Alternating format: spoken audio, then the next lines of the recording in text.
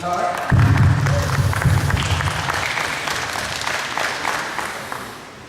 And, you know, I kind of wish you guys were not here. Because if you're only here because we've got a problem taking care of our veterans. And if we didn't have that problem, we wouldn't have to be here tonight to bring awareness to it. So, thank you so much for coming out. And I think we're going to start the program with our opening prayer. From Tim Schaefer from the Salvation Army. Thanks. Let's pray. Dear God, we thank you for allowing us to be here and bring attention to our veterans who deserve more than we can ever give. We ask that you be with each veteran and those who are on the backlog, let them know that you are in control. We ask also that you bless this event and others like it all over the country. We ask in Jesus' name. Amen.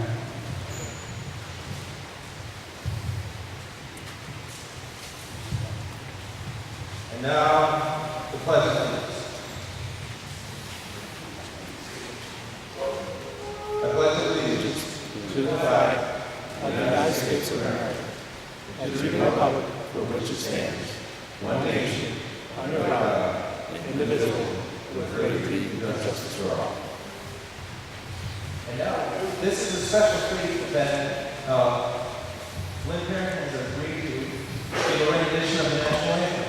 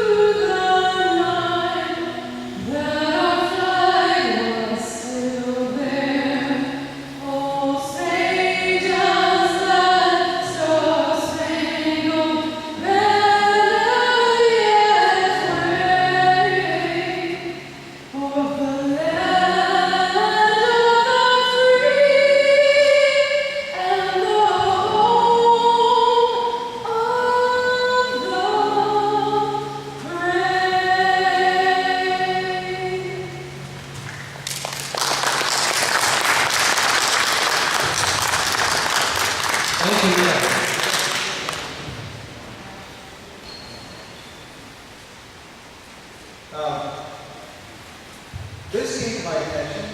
Let me back up a little bit. I'm a veteran. I've served 24 years in the Army. I've paid tours in Iraq. And it's easy for us veterans when we come home and bring up bureaucratic issues to the Department of Veterans Affairs. And we file our claims separately. We go see our representatives by ourselves. We call the VA by ourselves. And it's easy for us to think that the problems we're having, the issues we're having, the bureaucratic maze that we're being run through, that we're the only ones. And so it came to my attention that there's over 900,000 veterans right now with their claims sitting at the Department of Veterans Affairs that are unsettled. They're just waiting for years, waiting for an answer, waiting for something to happen. And you know, I'm one of the lucky ones that come home with all my fingers and toes. But there's many out there that don't. And they come home with limbs missing, their arms missing, you know, severe head trauma, and a lot of other issues. And this problem we're having, getting their claims settled, getting their claims through the bureaucratic mess that is the Department of Veterans Affairs and the government, puts their whole lives on hold. They can't go to college, they don't get their benefits, they can't get their disability settled, and they're trying to take care of young wives, little kids. If you're in Iraq or Afghanistan veteran, most of the women, they're coming home, they're 18, 23 years old, and that era of age range. And so they have little kids. And they're all banged up, hit by IEDs and shot, and they're claiming they're sick for years. For years. And you just wait and wait and you don't get an answer. And that's just not right. That's a real problem we have. They held up their part of the bargain. They signed on the dotted line, they volunteered, they put their lives at risk, they go overseas, and then when they come home after serving their country in combat, it's time that we, as a nation, uphold our end of the bargain too. And we take care of our guys. That's what we do as America. We take care of our guys. We don't leave them on the battlefield, and we're not going to leave them at home here. So thank you very much for coming out. And as you come in, on the table right there is a computer set up, and it's on the website for Concerned Veterans for America. And they are sponsoring a national petition that you can sign right here tonight, right there at that table. And that petition is going to our representatives in Washington, and to raise awareness of this issue. You know, the government seems to have time for everything else, whether it's healthcare or illegal immigration, or gay marriage, or all the other things they talk about, all the other things that make it to the top of their legislative agenda. Meanwhile, all of our combat veterans just sit and wait. That's not right. So, before you leave tonight, make sure you sign that petition. You know, we had Memorial Day last month, a couple weeks ago, and we honored our fallen, those who paid the ultimate sacrifice in defense of the country. And one thing there's nothing we can do to repay the debt that they paid to our country. But it's easy not to think about the guys left behind. I'll tell you a story real quick about myself. There was one time when I was flying in Iraq, and I flew on the C-130 out of Fallujah. And I was on my way to Kuwait. And they asked if it was all right if I flew on a hero flight. That's South Commission. So,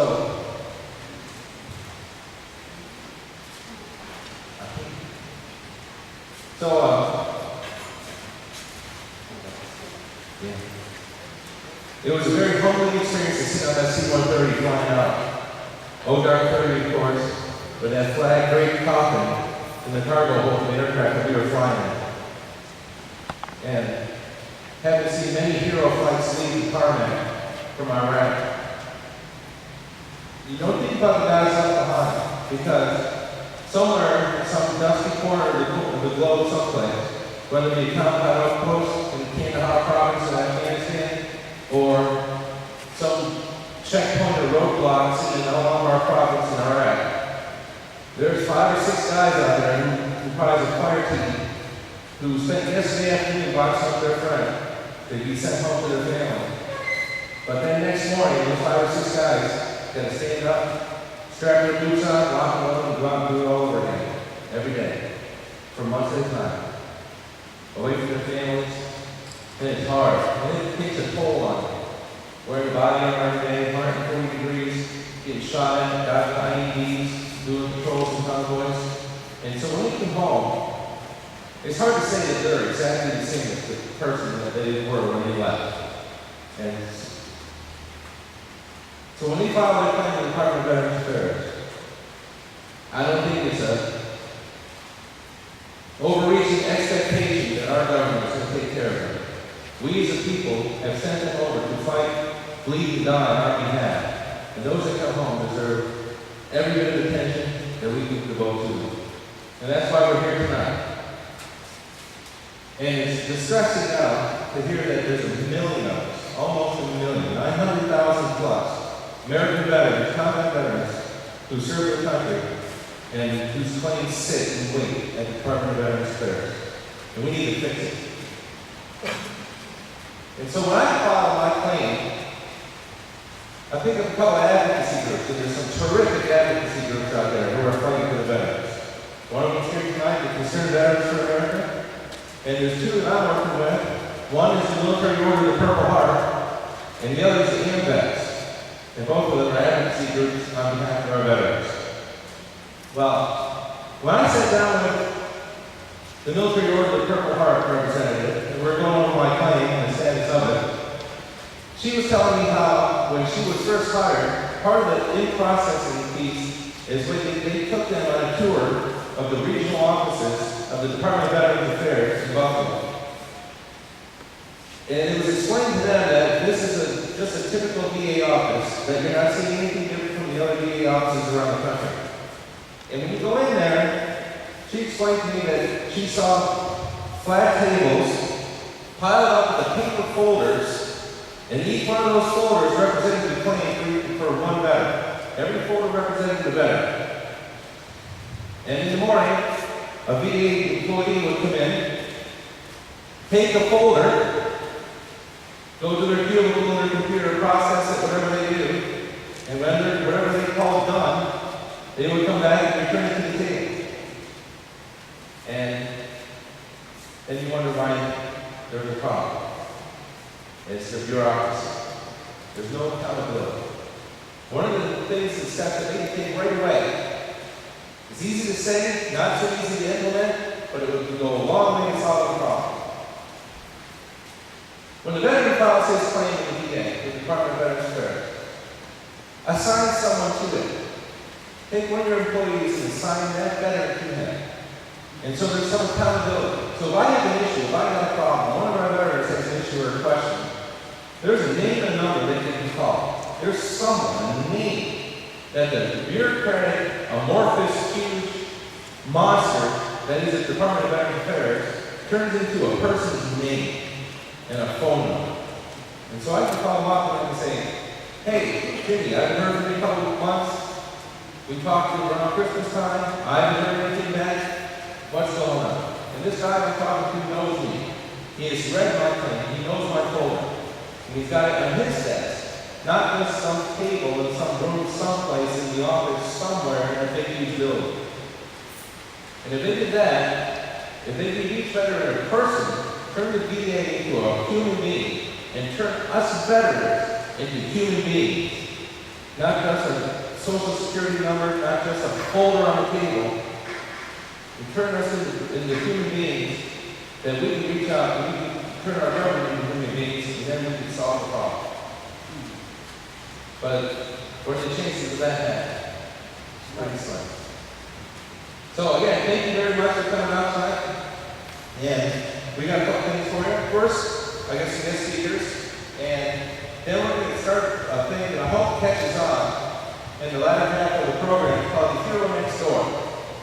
And when veterans come home, whether it be from World War II, Korea, Vietnam, wherever, they just want their life to return back to normal. And so they get married, they have kids, they go to school, they get a job, they do the right thing. They're patriotic, law-abiding Americans. But what happens is, those great stories, those great experiences, those sacrifices, those normal day, everyday Americans in our neighborhood get lost, and we don't know. And so you go out in the morning, and you're mowing your lawn, and you're checking your mail, you see your neighbor, and you say, hey, good morning. You never know that that guy next door defended Pt1 in 1968. Or you never know that he suffered the first Wing Division, the Frozen Chosen in 1951. Or he's got 36 combat missions over Berlin. That's just lost to history. And you never know. And so, in the second half of our program, we're going to start what's called the Hero Next Door.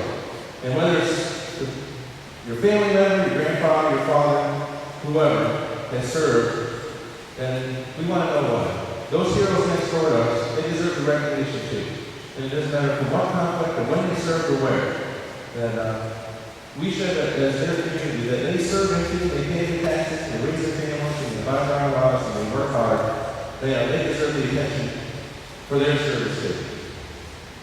So, now I'd like to introduce Joe Tancred, who's representative of the Concerned Veterans for America. And it is their petition that we are supporting tonight. And a great cause on behalf of our veterans. Good afternoon. This was quite a surprise to find out, and it's a fast journey. Due to Mr. Gilbert's little article that was in your local paper, it must have been syndicated because yesterday I got an email from Washington saying, who the hell is this guy Gilbert up in Ogdensburg? Go find out what he's doing. So he created quite a stir bringing up this 1 million vet backlog, which we as an organization find it totally unacceptable that our young vets come back have a 234 to 240 day wait time before we even do this work. Now, you'll hear from qualified sources within the VA, Secretary to Secretary, who says that we don't have a funding problem, we don't have an implementation problem, we don't have any problems, but they're only running at 20%. And the current level they're running claims through the VA, it would take 20 years to clear up 1 million veterans at 20%. This is unacceptable.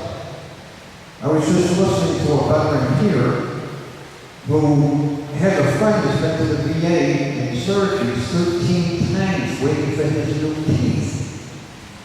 This is unacceptable.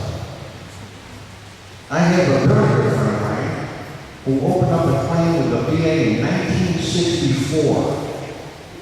He is a 12-time national boxing champion, Golden Glove champion, All-Army champion. He started training with Cassius Clay in 1958 for the 1960 Olympic team, which he is on. Finally was heard from the VA in 2010 that his case was on appeal. Wanted him to have another physical done. And his physical condition today is not the same as 1964. From 2010 to 2013, he still has not heard back from the VA on the appeal. This is totally unacceptable. Here's a gentleman who fought for our country on the liberty. All he wants is an answer. Are you going to take her my claim or let it go? What we as concerned veterans are trying to do is raise awareness. Let the veterans know out there that our organization exists and we're fighting for all veterans. Survivors of World War II, right on to our return soldiers in Afghanistan and Iraq.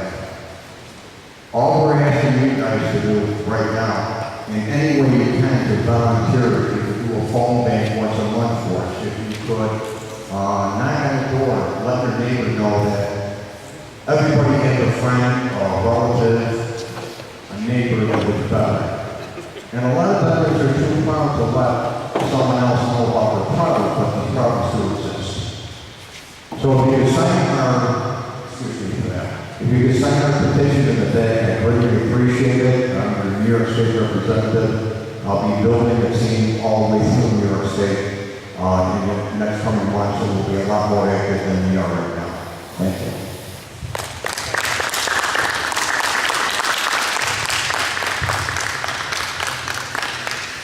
You know, we're not the only ones to recognize that there's an issue that are veterans. We're not the only ones fighting on their behalf. There's a lot of other groups out there that are doing the same thing. One of them is like Horses for Heroes that take the veterans out for weekends and they like horses and they get the country experience. Most of it's out west. But there's one that's much closer to home and it's just as fabulous for our wounded veterans. The transition back to civilian life, especially if you're banged up, is really hard. It's really hard. I mean, it was hard enough for me and I'm perfect, you know, I'm not. I wasn't wounded. But there's an organization in the country that's really working hard to help our wounded soldiers and our wounded warriors return back to normal, come back to their normal life. And they are called the Wounded Warrior Project. And it's little known, but there's an organization here local to home that's supporting the Wounded Warrior Project, who does a lot of things for our local veterans from far away too. And we have a representative here tonight, amen? Bob, here you go.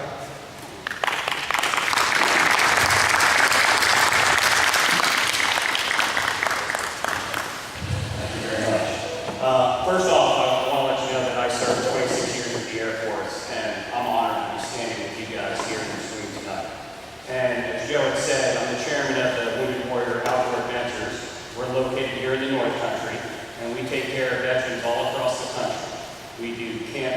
fishing, kayaking, hunting trips for our veterans.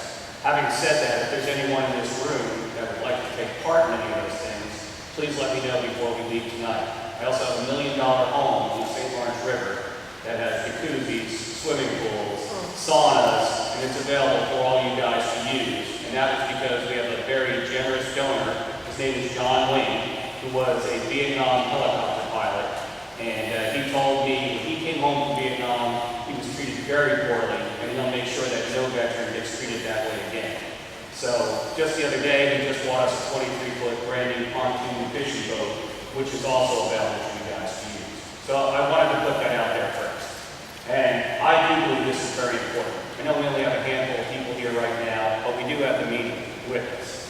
And I'm just a simple guy from Chase Mills, New York. And this veterans problem has been around for a long time.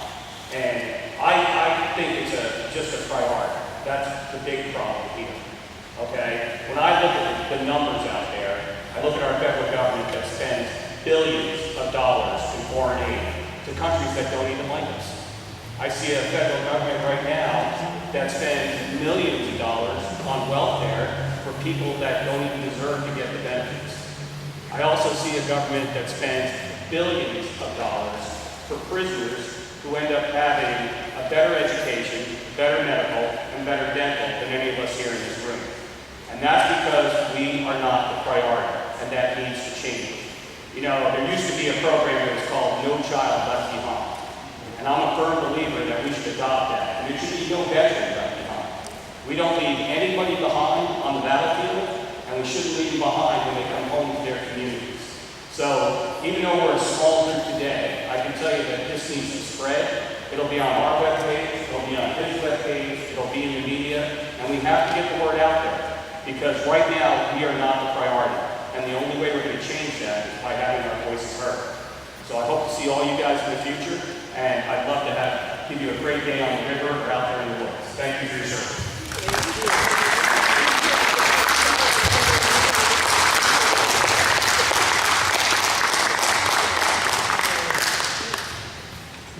You know, that after we said that, tonight is about our veterans. Doesn't matter what conflict you serve in or what your experiences were. You know, we hit a magic number about 2005. And I was on my second tour in Iraq in 2005. And that magic day happened right around 9/11 2005.